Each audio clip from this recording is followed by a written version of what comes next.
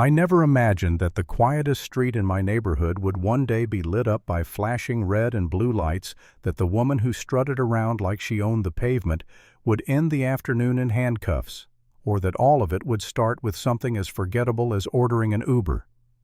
If you'd asked me that morning how the day would end, I would have said late emails, cold coffee, and maybe another stupid HOA notice in my mailbox. I would never have guessed I'd be standing in my driveway, heart pounding, watching the HOA president realize too late that real authority doesn't come with a clipboard. I live in one of those neighborhoods that looks perfect in listing photos. Neat lawns, matching fences, sidewalks so clean you could eat off them. The kind of place where people wave but don't really talk, where everything looks calm, because most people have learned it's easier not to rock the boat. The HOA was supposed to be there to keep things orderly. Trash schedules, paint colors, noise complaints that actually made sense. That was the idea anyway. Then Linda Crawford became HOA president. Linda didn't just take the role seriously, she absorbed it, wore it like armor. Like a badge she could flash whenever she wanted to feel important. She was the type who memorized bylaws the way some people memorize Bible verses, except she only remembered the ones that gave her leverage. She patrolled the neighborhood daily, clipboard tucked under her arm, scanning for violations like a predator looking for weak prey. At first it was almost laughable. She'd stop delivery drivers and demand to know which house they were going to. She'd glare at visitors like they were criminals just for walking on the sidewalk. She once tried to lecture my cousin for parking in front of my house as if the curb itself belonged to her. People rolled their eyes, but nobody really pushed back. Because Linda thrived on confrontation, and most of us just wanted quiet lives. I tried to stay invisible, paid my dues, followed the rules, smiled politely when I saw her. But the more power she felt, the bolder she became. One afternoon I watched her scream at a landscaper who barely spoke English, accusing him of trespassing while he stood there holding hedge trimmers and looking terrified. That was the moment something in me snapped, not loudly, not dramatically, just enough to make me say, "Linda, you're going to say this stuff to the wrong person someday." She looked at me like I'd insulted her bloodline, smiled tight, told me I should focus on my own compliance instead of giving advice, and just like that I was no longer invisible. From then on, my house became her project. Fines showed up for violations that didn't exist. My trash cans were suddenly a problem. The noise complaints rolled in on days I wasn't even home. The color of my front door, approved years ago, was suddenly under review. It was petty, relentless, and clearly personal. I started documenting everything. Not because I wanted a war, but because something told me I'd need proof one day. Still, even with all that, I never thought it would come to this. The day everything fell apart, started rushed and ordinary. I had a meeting across town and I was already running behind. I ordered an Uber, grabbed my keys, and stepped outside, mentally rehearsing excuses. The car pulled up smoothly, a dark sedan stopping right in front of my driveway. The driver stepped out, briefly confirmed my name, then got back in. Calm, professional. Something about him felt composed, like someone used to stressful situations, but not interested in creating any. I slid into the back seat, exhaled, and we pulled away. 5 minutes later, my stomach dropped. I'd forgotten my access badge for the office complex. Without it, I wouldn't even make it past the gate. I cursed under my breath, explained the situation, and asked if we could turn back. The driver didn't complain, didn't act annoyed, just nodded and made a clean U-turn. When we pulled back onto my street, he stopped in front of my house again.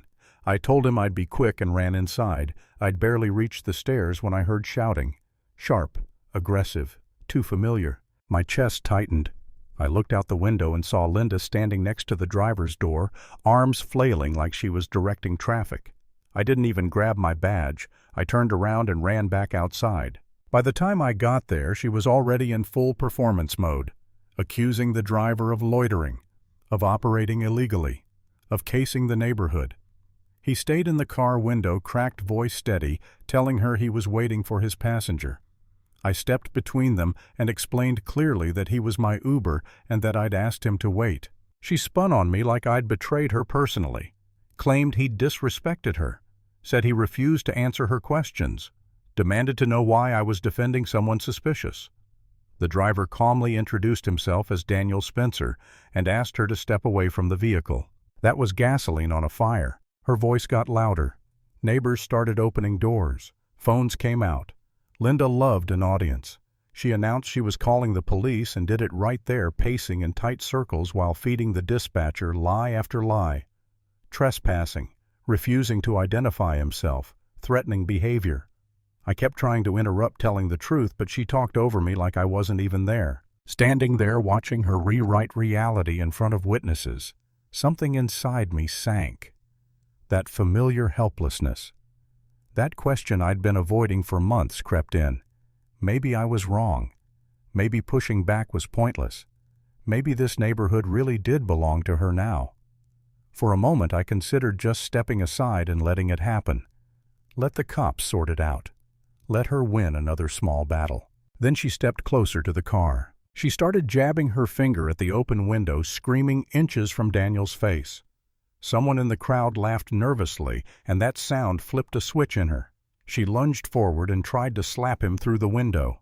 Everything froze. Daniel caught her wrist mid-air. No struggle, no shouting, just control. The entire street went silent. Linda's eyes went wide as she realized she wasn't in charge anymore. He released her and calmly told her to step back. She staggered, then exploded, screaming that she'd been attacked, that she was the victim. Sirens cut through the air moments later. 2 patrol cars rolled up and parked. Linda ran toward them, waving her arms, demanding arrests, pointing wildly at Daniel. The officers took in the scene, the crowd, the phones, the chaos. One of them approached the car and asked Daniel to step out. He complied slowly, hands visible. He leaned in slightly, spoke quietly, and pulled out a badge. The shift was instant. Voices dropped. Postures changed. Linda's words died in her throat. Confusion spread across her face, followed by fear. Everything she thought she controlled started slipping away right there on the asphalt.